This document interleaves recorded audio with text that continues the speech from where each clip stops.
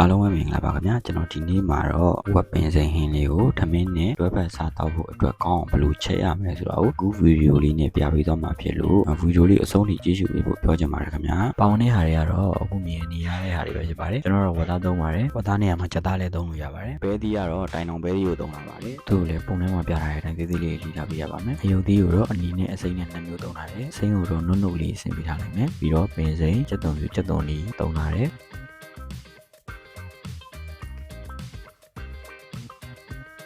စားကြော်တော့မယ်ဆိုရင်ချက်သွန်ဖြူနဲ့မြူသီးကိုအရင်စီတက်ပေးရပါမယ်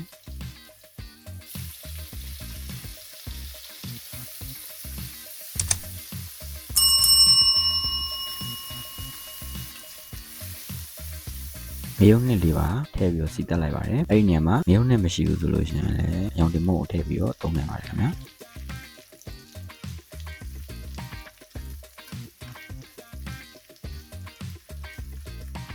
စီတက်တဲ့အနံလေးမွေးလာပြီဆိုလို့ရှိရင်ပင်စိမ်းရလွယ်လို့ဝက်သားချက်သွန်ဒီပဲသီးကိုထည့်ပြီးတော့စီတက်ပေးလိုက်ပါ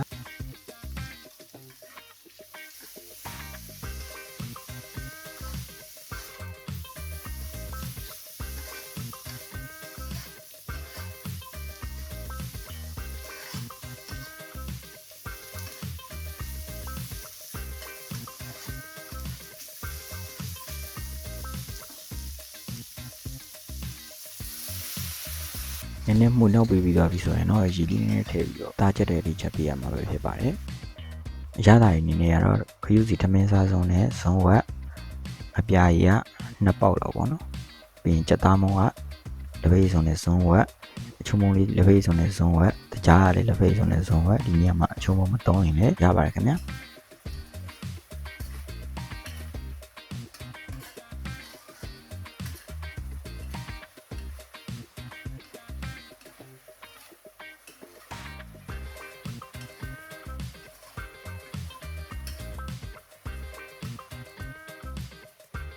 ရေလေးလည်းခန်းသွားပြီသားလေးလည်းကြက်သွားပြီဆိုလို့ချင်းကျွန်တော်နောက်ဆုံးမှာတော့ကနန်းမဆလာလေးထည့်ပေးလိုက်တယ်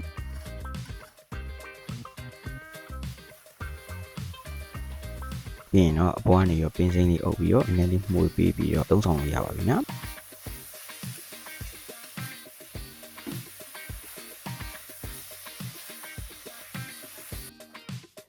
ရန်စားကောင်းတဲ့ဝက်ပင်စိမ်းလေးကိုကျွန်တော်ကြော်ပြပေးသွားတာပဲဖြစ်ပါတယ်ခင်ဗျာဒီနေရာမှာဝက်သားနေရာမှာဝက်သားမစားတဲ့တငယ်ချင်းတွေကတော့ချက်သားကိုအစားထိုးပြီးတော့သုံးနိုင်ပါတယ်ခင်ဗျာပင်းသေးချက်တဲ့တငယ်ချင်းတွေအတွက်အရန်လေးစားကောင်းလို့အိမ်မှာလိုက်လို့စားကြည့်ဖို့ပြောချင်ပါတယ်ခင်ဗျာလုပ်ရတာလည်းအရန်လွယ်ကူပါတယ်ခင်ဗျာ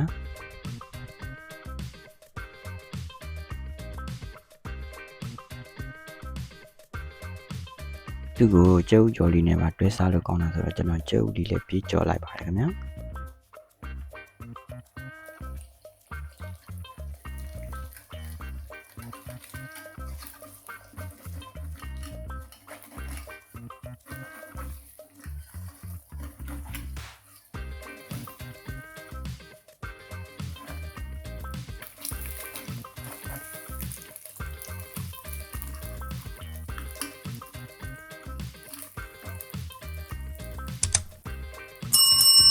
ကျုပ်လေးလည်းချက်ပြီဆိုတော့ကျွန်တော်